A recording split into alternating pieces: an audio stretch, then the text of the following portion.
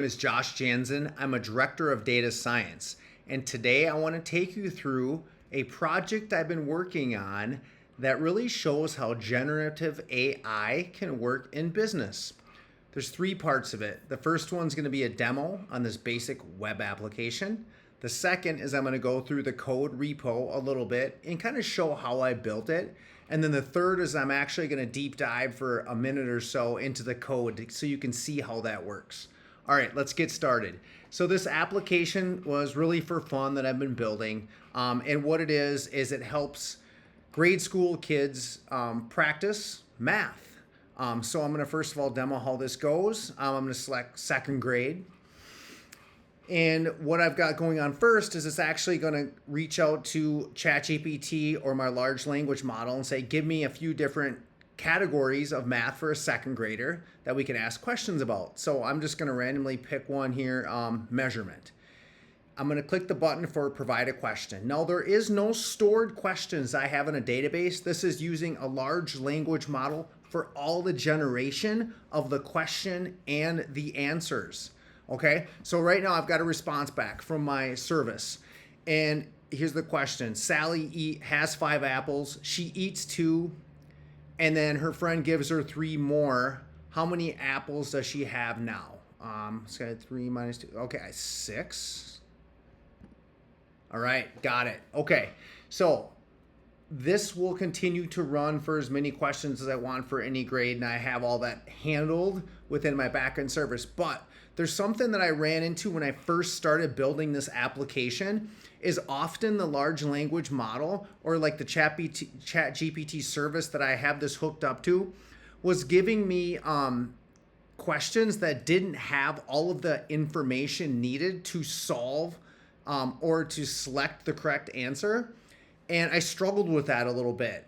And then a Python library came out as I've been working in this space for a while. And the library is actually LangChain, which allows you to build agentic flows very simply for ChatGPT or other models out there all within Python. And they came out with a new module called LangGraph. And why this is important is it allows you to basically replicate business processes. And this is actually the code repository. I won't go through all of this, but you can read through this yourself. I'll put the link in the above the comments below. But it basically takes the whole process and it puts it into, and you can code it into a graph structure. And a graph structure to me has a lot of similarities to how businesses processes work. Because most of the time when you're performing a business function, you want to have the ability for others to review and check your work before you can move on to the next part of it. And I think of a large language model or calls to it almost like an employee doing a task. And then you want to have another check within that process from somebody else, typically, that reviews what you did to make sure it looks good. And that's what I replicated here and I've replicated in other applications. So to talk about the app that I just demoed, the first thing that I have it do is it starts and it tries to it comes up with a question initially, and then I have another agent review that question and look at whether that question has enough information to successfully select an answer. And if it doesn't, we actually have that agent send that work back to the first initial agent and say, this is what you gave me last time, and it doesn't look right because whatever feedback it sees that it looks wrong.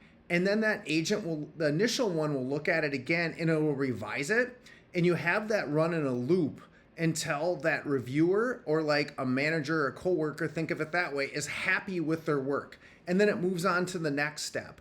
Now you can set the max iterations of how many times that happens because you don't want it to run infinitely. But as long as you're passing that feedback of what it was wrong the previous time, it does a really nice job of correcting what you're set out to do. So that's kind of the graph structure behind this. And it goes through some more within the repo about even the code and how I created that graph. There's the code for the graph right there.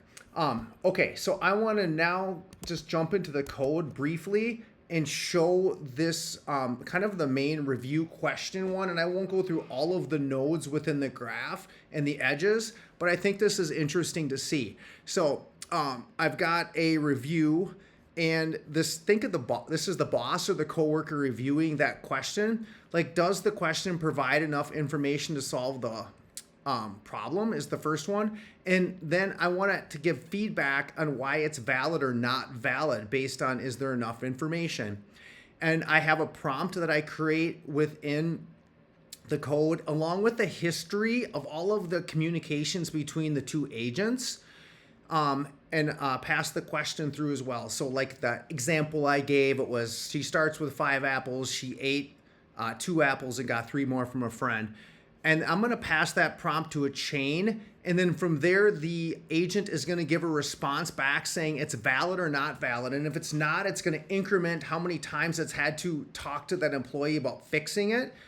And again, you want to max that out. I think I have it set for 5 on here, which it's never hit 5, but it does sometimes go back and revise. And then it returns a response back and continues forward in that graph.